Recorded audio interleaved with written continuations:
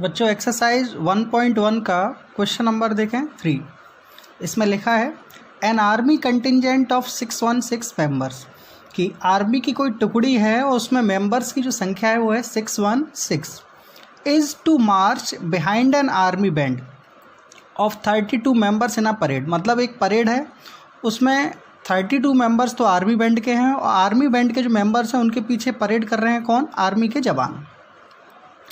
The two groups are to march in the same number of columns.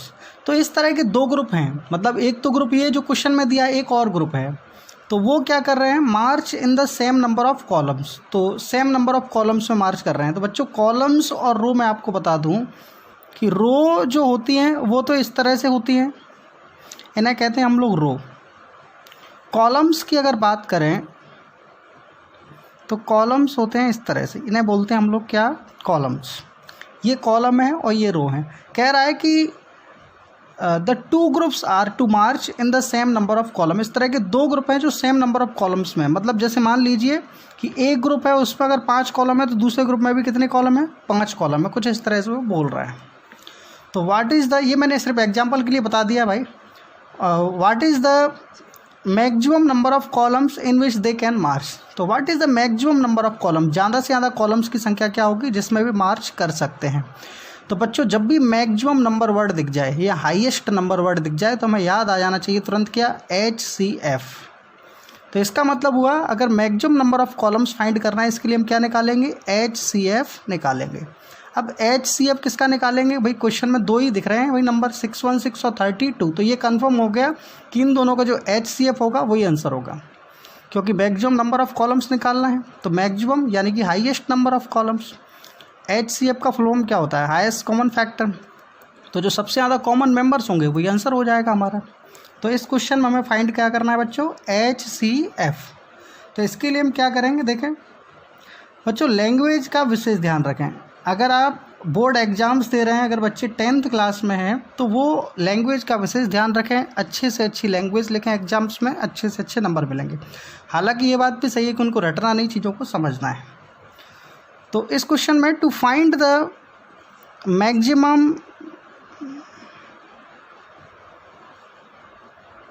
Number of columns, हमें maximum number of columns find करने के लिए we have to find the HCF। अगर हमें maximum number of column निकालना है तो हमें पहले क्या निकालना होगा? HCF निकालना होगा। किस किस का HCF? 616 एंड 32। तो HCF ऑफ 616 एंड 32, यहाँ तक किसी को प्रॉब्लम नहीं होना चाहिए। तो हमें इस क्वेश्चन में HCF निकालना है किसका? 616 और 32 का। तो HCF कैसे निकालेंगे बच्चों? हम पढ़ चुके हैं कि इस चैप्टर में हम किस तरह HCF निकालते हैं। ऐसे क्वेश्चन हमने क्वेश्चन नंबर 1 किया था जस्ट, जो बच्चों ने देखा है वीडियो उन्हें पता होगा। तो HCF निकालने के लिए हम लोग क्या करते हैं? सबसे पहले ये देखते हैं कि कौन सा नंबर बड़ा है और कौन सा नंबर छोटा है। तो हमें दिख रहा है here 616 is greater than 32। It means ये नंबर बड़ा है तो हम लोग इसे A बोलते हैं, और ये नंबर छोटा है तो इसे हम लोग क्या बोलते हैं? B बोलते हैं। ये ध्यान आ जाना चाहिए आपको। तो बड़े नंबर को A नाम दिया, छोटे नंबर को क्या दिया? B नाम दे दिया। जो बड़ा नंबर होता है वो क्या होता है? डिवाइडेंड, अगर आपको याद आ गया हो तो। और छोटे नंबर से हम क्या करते हैं? डिवाइड देते हैं। तो ये क्या होता है? डिवाइजर होता है। हर बच्चे को ये पता होना चाहिए। तो अगर A और B इस तरह का एक ही मेथड है भाई, किस मेथड से सॉल्व करेंगे? तो by using Euclid's division algorithm. Euclid's division algorithm.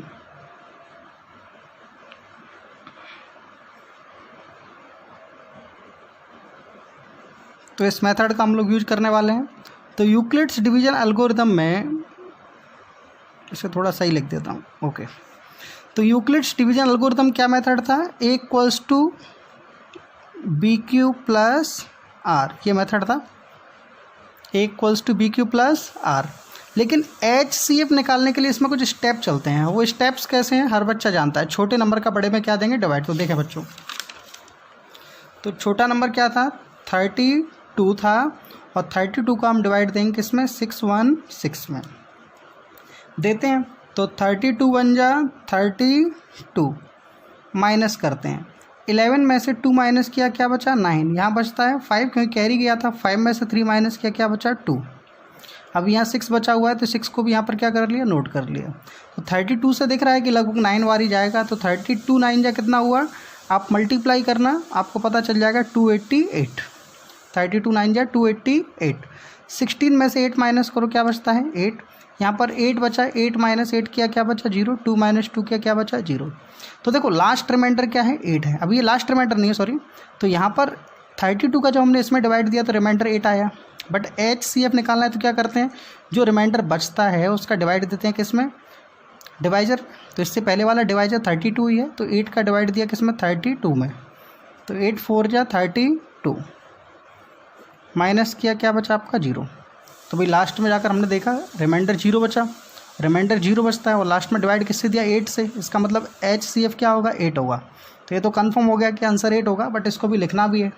तो लिखते कैसे हैं भाई A equal to BQ plus R, तो ये क्या था आपका A था ये वैल्यू, तो यहाँ पर मैंने लिखा 616। B क्या है जिससे डिवाइड देते हैं 32, तो A equal to B, Q क्या है क्वेश्चन क्या है 19, और प्लस रिमाइंडर क्या बचा रहा है देखो जहाँ पर जाके 8। ये हमारा फर्स्ट स्टेप है, ये हमारा कौन सा स्टेप है फर्स्ट स्टेप है बच्चों। तो यहाँ पर हमें एक चीज़ देखने को मिली कि ये reminder R does not equal to 0, R की वैल्यू 0 नहीं है, 0 नहीं है तो प्रोसेस पूरी नहीं हुई। सो ये लैंग्वेज आपको ध्यान हो तो reminder R does not equal to 0।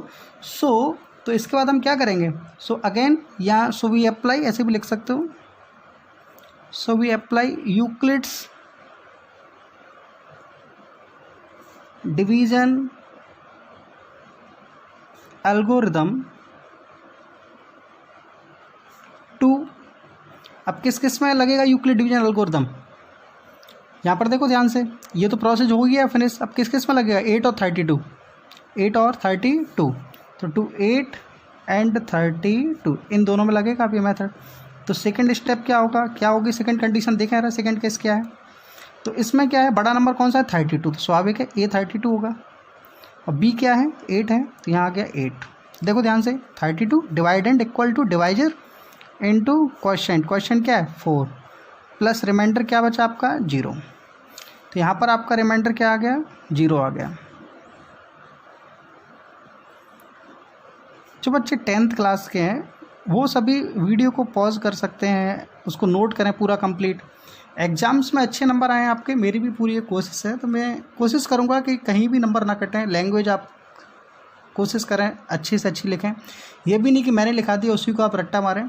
आप अगर चाहें तो थोड़ा बहुत 19-20 भी कर सकते हैं, ये नहीं कि चीज़ों को रटना है जैसा मैंने लिख दिया उस तरह का, ऐसा आपको कुछ नहीं करना है, आपको समझना है। और इस तरह के अगर कोई और भी क्वेश्चंस हैं, जैसे आप RD समय लगाते हैं, अदर बुक्स भी लगाते हैं, तो आप क्वेश्चन कर सकते हैं अगर आप रटते नहीं हैं समझते हैं तो बच्चों यहाँ रिमाइंडर क्या आ गया 0 आ गया, तो रिमाइंडर 0 आ गया, इसका मतलब प्रोसेस फिनिश हो गई आपकी। अब प्रोसेस फिनिश हो गई तो इसका मतलब क्या आ गया HCF, क्योंकि लास्ट में आपने डिवाइड किससे दिया था 8 से दिया था, रिमाइंडर 0 बचा, तो लास्ट डिवाइजर क्या है आपका 8 है, इसका मतलब HCF आ गया। तो हमारे पास क्या आ चुका है, सो HCF ऑफ 616 एंड 32, यही थे ना दो नंबर, इक्वल्स टू क्या है 8 है। तो देयरफॉर क्या निकालना था यार, देखें क्वेश्चन